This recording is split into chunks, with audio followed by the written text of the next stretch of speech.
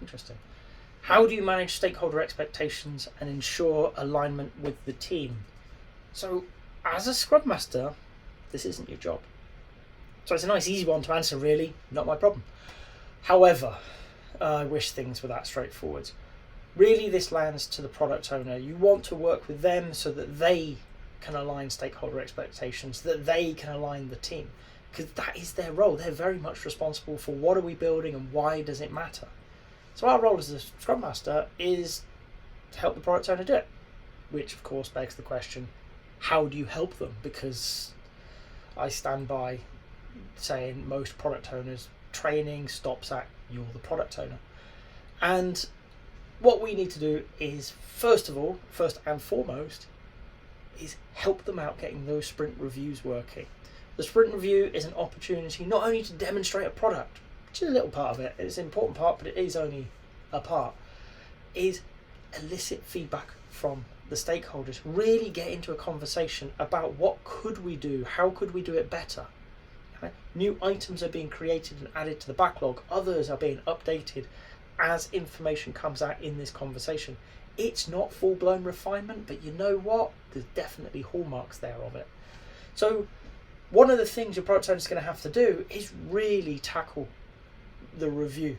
Get the stakeholders not only in, but into a conversation so that we can actually start talking about where to go and where are we going next.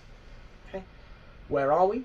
How do we improve that? And where do we go next? Are really hallmarks of a great review meeting.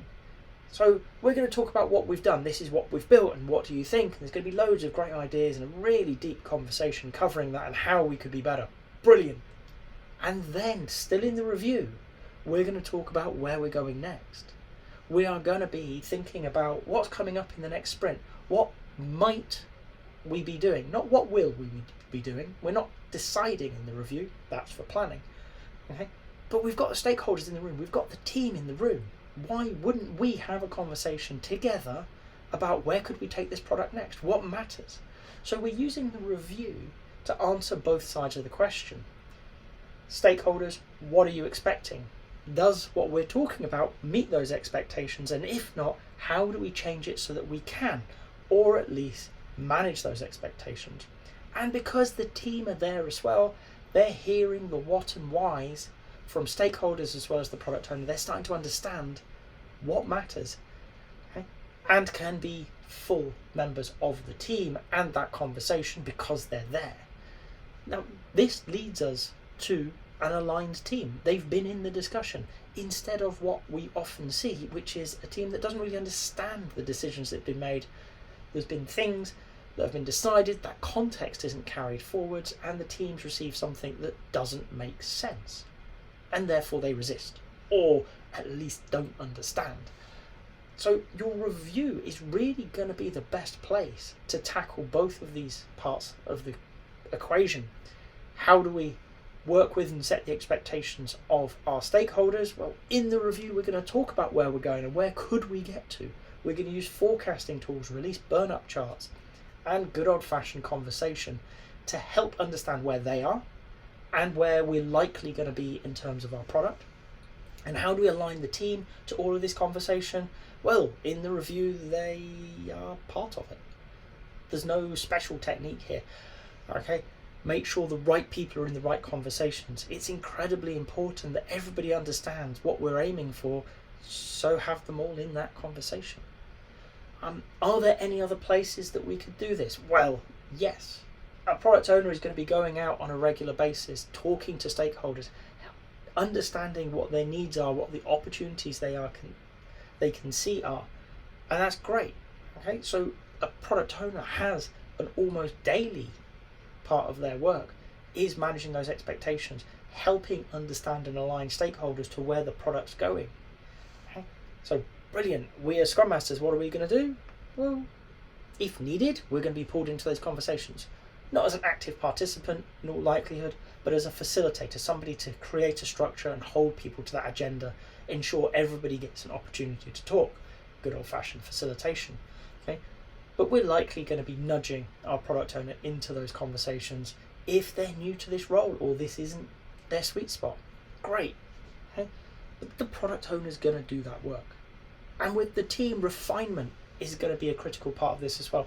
They've got big picture from the review, what matters, why it matters, but also throughout every sprint, constantly going on in the background is product backlog refinement. This opportunity for the product owner and the developers to talk about what matters to the product, where is it going next, with an eye to delivery rather than the review, which is an eye to that broader picture. Okay, they're more focused on concrete things that they're going to do or build or create or whatever it is, and that's great. So it's a lower level of abstraction. There's more detail in there. Okay? But it's another opportunity to ensure that everybody in the team understands what matters, why it matters, and of course in the background there's going to be conversations about how we deliver it.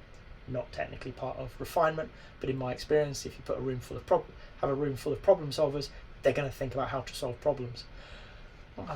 So we've got lots of opportunities inside Scrum, and if you're not doing Scrum, you can still create these opportunities. Don't worry about the name of a meeting, just ensure the purposes are there. Okay? Have you got opportunities to talk to your stakeholders as a team and hear where it's going and where they need it to go from a business sense maybe, and where your product owner needs it to go? And as developers, you can understand that conversation because of the context. Do you have opportunities for your product owner or your customer or whoever's leading your initiative to be talking to those stakeholders, helping them understand, maybe on a one-to-one basis, where they fit into the grand scheme of things, and working with the wider team so that they understand how all these pieces fit together so that they can deliver the best thing that they need to, that they can. If you've got to this point in the video, I hope you've enjoyed it. If so, a like would be appreciated. If you want to hear more from me, more answers to questions that maybe you've got in the Agile world, please subscribe to the channel. And if you've got a question that you really want answered, drop it in the comments. I promise we'll get around to it. Thank you.